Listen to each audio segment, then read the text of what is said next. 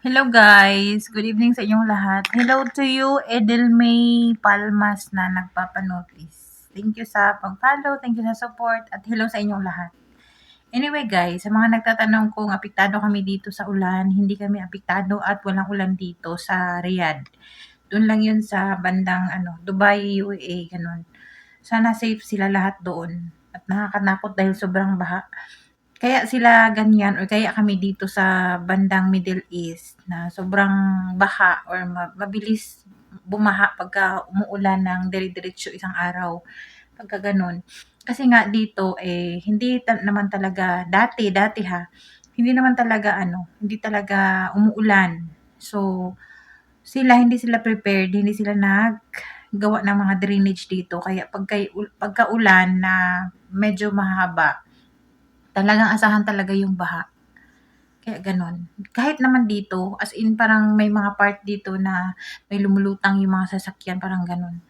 Kasi nga dati hindi talaga umuulan, pero ngayon yung weather parang Pinas na ba na pagka magcha-change yung weather dito or mag-summer to winter, yun, parang parang tag-ulan na parang sa Pinas na ilang ilang araw o isang linggo, parang gano'n.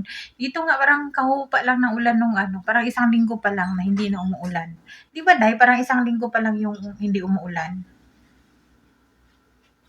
'Di ba isang linggo pa lang na hindi tayo umuulan dito? Kasi may nagtatanong kung apektado ba tayo dito sa ulan. Ang kati ng aking keloid. Makati na masakit. Parang 4 days, 3 days pa lang wala ng last ng ulan. Oo. Tapos maulan man siya. Pero okay lang kami dito, hindi naman hindi kagaya sa as in bagyo talaga yun doon. Sa Dubai. As in. Kaya nga may mga nag-worry na kung apektado ba tayo, sana ay safe lang tayo. Salamat sa mga nagtatanong, salamat sa mga concern nyo. At na tayo ngayon, ang oras dito ay 8:19. Gusto kong ipakita sa inyo yung aking collagen na nabili. Nabili ko siya sa iHerb. Pwede din to available din to sa Watson. Pinas Yarn. Available din to sa Amazon, sa Noon, kung dito kayo sa Middle East. Nabili ko to sa iHerb. Tapos, tinitingnan ko yung ngayon ko palang nainom dahil kagabi, kahapon pala to na dami kong no. Kahapon to dumating, tapos nakalimutan ko siyang inumin. Nanonood ako ng mga tutorial dito. Matagal ko nang bumili talaga ng collagen, guys.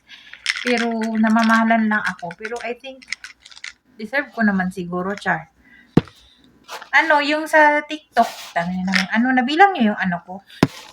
Ito ay Neocell na may biotin na siya. Kaya ako nagpaputol ng buhok dahil sa sobrang lagas ng buhok ko, lalo na nung Ramadan na wala talagang tulugan. Tapos, ayun na nga.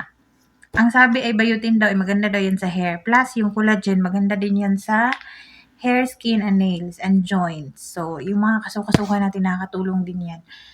Tapos, nanonood ako ng tutorial nito sa TikTok. And ang sabi doon sa mga tutorial na yun ay, for the best effect daw ay 6 capsule daw a day. Capsule or 6 tablet a day.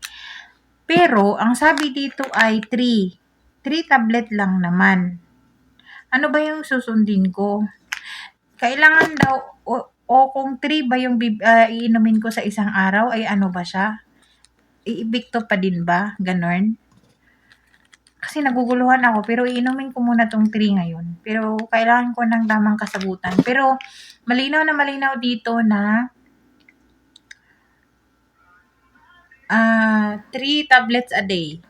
So, it's either morning mo siya inumin or gabi. Pero ang sabi ay nakakatulong din to for your good sleep. And ang sobrang hirap kong makatulog. Minsan, alas 4 na ako natutulog. Wala lang, nag-overthink lang ako lagi. Ganon. Pupunta yung utak ko sa Pilipinas, babalik na naman dito, ganon. Uy, 3 talaga?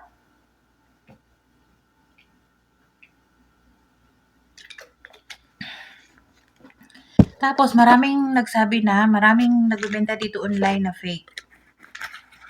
Pero yung iHerb na apps dito is for yan. Ayun yung ginagamit ni Amo, yung mga gamot. I think it's naman na, legit naman na online, yan.